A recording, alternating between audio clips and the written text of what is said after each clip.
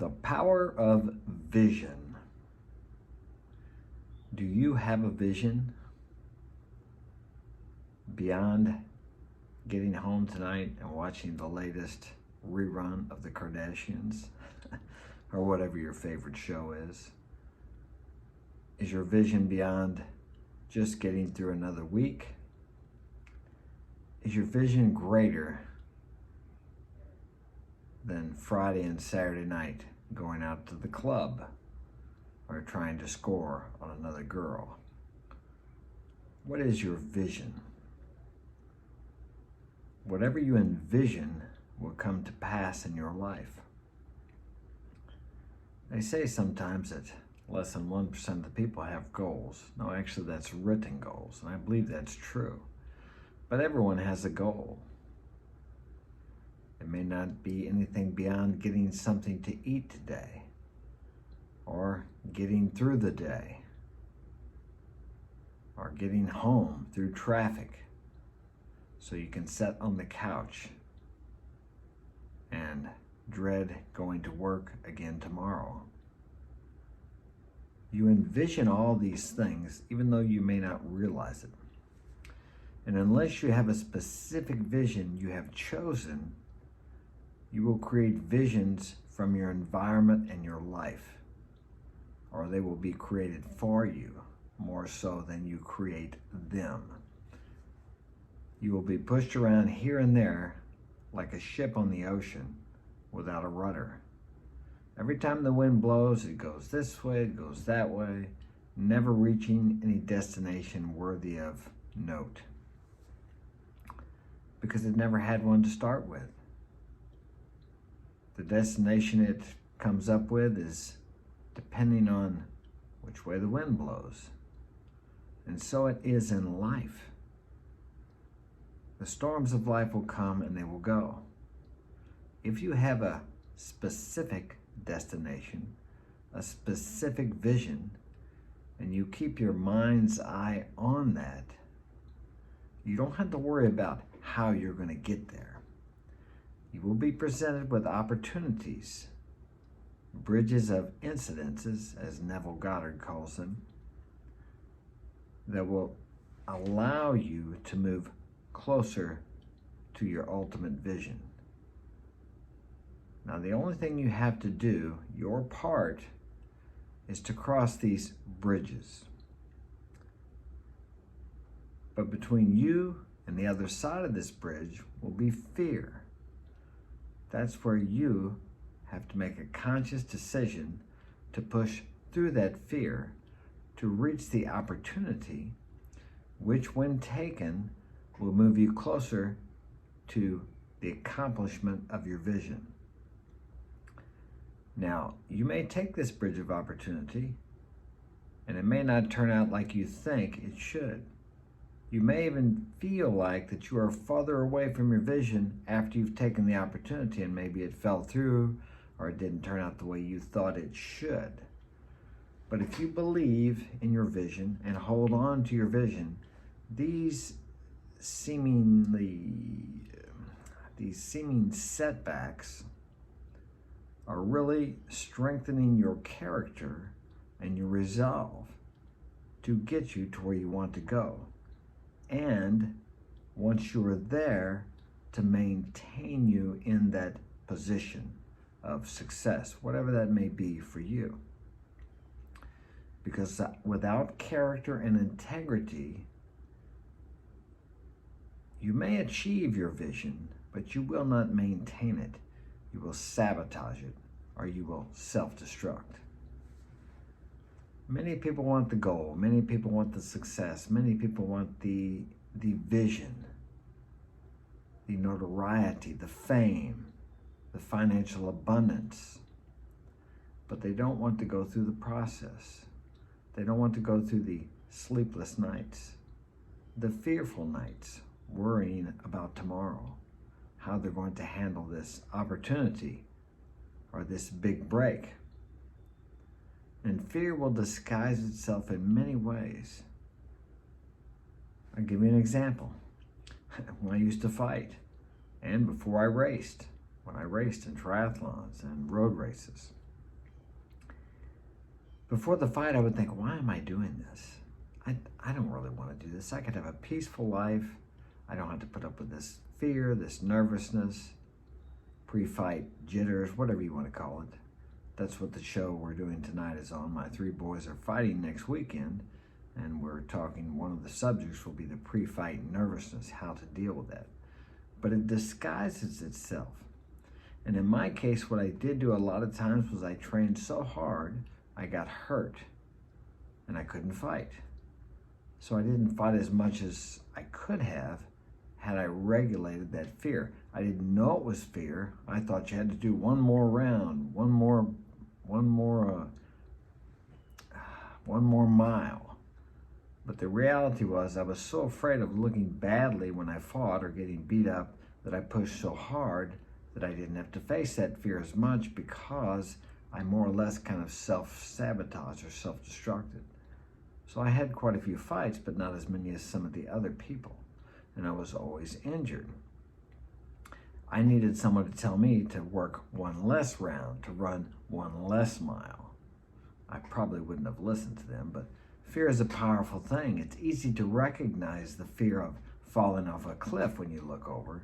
You know what that is, but these other fears disguise themselves in procrastination, justification, rationalization, and you don't even know it's fear. But if you have the vision, your vision has to be more powerful than your fear. It has to be more clearly seen than what you're afraid of. You must keep your mind on what you desire, on the vision in your mind, in your mind's eye. And then you pretend as if you already are that person. You act as if you already are that person. And the action too will bring on the feeling, because you need to have feeling in the vision. You mix the vision with feeling. Now there's a technique called overlapping, and I've used this before. You can take some time when you've been successful, when you won some event, or when you accomplished something that you worked hard for, and you had that feeling of elation, of success, of accomplishment, of fulfillment. You can re-feel that and put it into your new vision. So you go back to that and you think about the time when you were successful at something.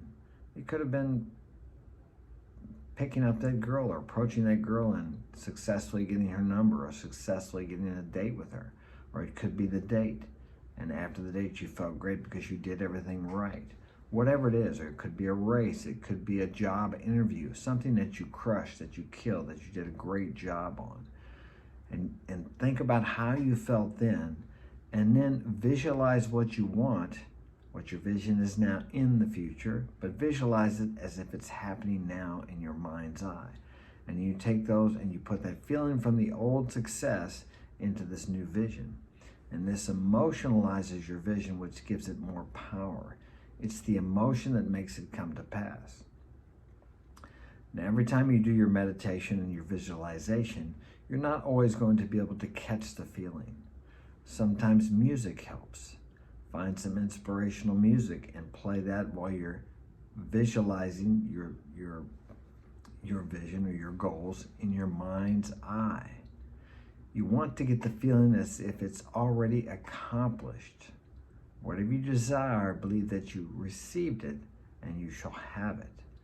Not thinking of it as something in the future that you will get, because then it's always going to be something in the future that you will get. But think about it as if it's happening now. And if you want to add an affirmation, I believe that usually a short affirmation, a powerful short affirmation, it brings up an emotional feeling in you, or you can even put emotion into it yourself by the way you say it. I've heard it said, and I believe it's true, if we put as much emotion into talking about what we wanted as we do when we complain about what we don't want, we would manifest our goals very quickly. And I find that to be true. Stop and think about the last time you complained. Hopefully it wasn't too recent. Think about the emotion you put into that. The more you complain, the more emotion you put into that. If you could put that very same emotion into your desires when you speak about them, as you do the complaints about the things you don't like, you'd be amazed at how quickly what you desire in your life would come to you. We see what we're looking for. I'll give you another example. We're spraying this building, painting this building, and we're doing the roof, and the stuff falls off the trees, the leaves, and the seeds at this time of year. Of course, we sweep it off with a broom, but we really need a blower. But I really don't want to buy one because I don't do that many roofs, okay? And decks. They're good for roofs and decks. And I don't like the sound of a blower. Okay, it's a personal pet peeve. All right, so we're talking about that, right? And then the next day, we had this bad storm. Of course, the hail came and knocked all this stuff off. And we're going to work, and everywhere we look, we see a blowers. Now, you could say, well, that's just, of course, you had a storm, everybody's using blowers. But we would not have noticed them so profoundly had we not been talking about them and thinking about buying one. As a matter of fact, I just stopped at the store and looked at one, but decided not to get it because it was electric. And then all of us started noticing everyone using blowers everywhere, because it came up on our radar because we were talking about it. We were thinking about having a blower, using a blower. In our mind's eye, we were visualizing ourselves with a blower. Now, all of a sudden, everywhere we look, there are blowers there, okay? Now, the point I'm making here is you have I think it's called the reticular activating system in your brain. When you program something in there, that's why it's important to have a written goal. All of a sudden, you start seeing opportunities everywhere to achieve what you desire, or you see what you want everywhere. They were always there before, but you didn't notice them because they weren't programmed into your brain. Your brain, your mind is like a heat-seeking missile. Once it's programmed, or how do they do that? I'll just say programmed, to find something. You put the program in there, like it seeks out the heat, the same way with your brain. When you program that vision within your mind by seeing it over and over with emotion, all of a sudden you'll start seeing opportunities to move towards or to achieve what you desire. It's automatic. You don't think about it with your conscious mind with this 2 + 2 = 4. It happens automatically. But if you don't have a written goal, if you don't have something you're focusing on, if you don't have something you're envisioning in your life as if it already is, these opportunities will be there, but you won't see them.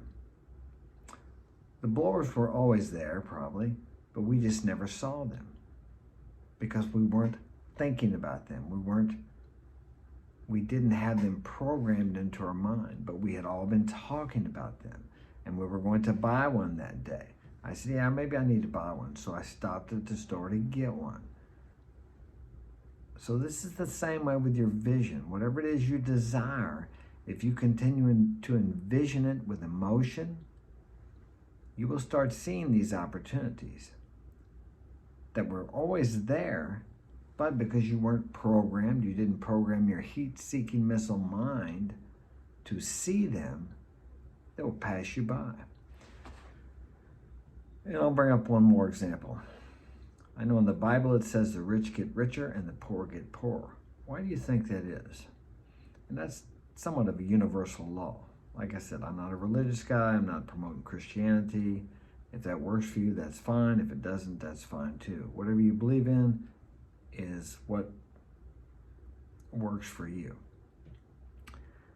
But the reason that is because when a person grows up in affluence, he sees or she sees her parents talking about abundance,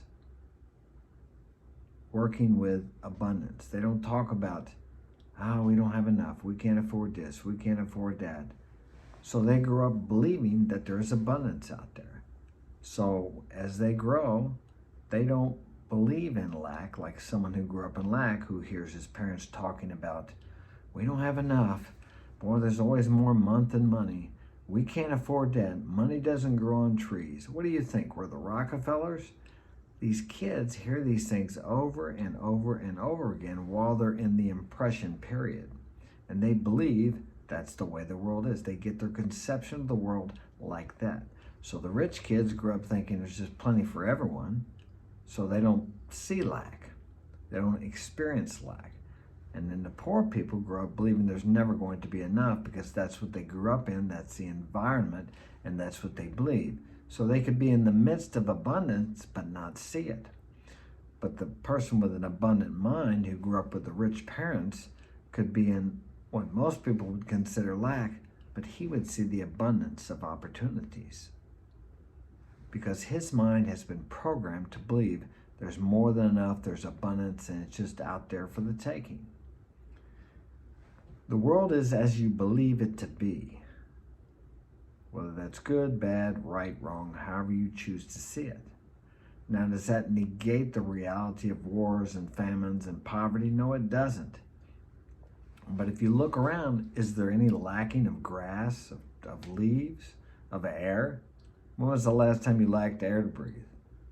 I suppose if you were almost drowning, possibly, or if you were in a room that was airtight.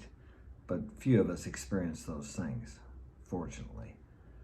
So there is an abundance for everyone here. Now, they were predicting famine back in the 70s. By the 90s, we were supposed to be running out of food. And if we look around here in the first world, the opposite is true. We probably throw enough food away a day to feed the starving people of the world. So the lack is created by man. There is no lack in the world other than what is created by man, which that has been created in the mind of man.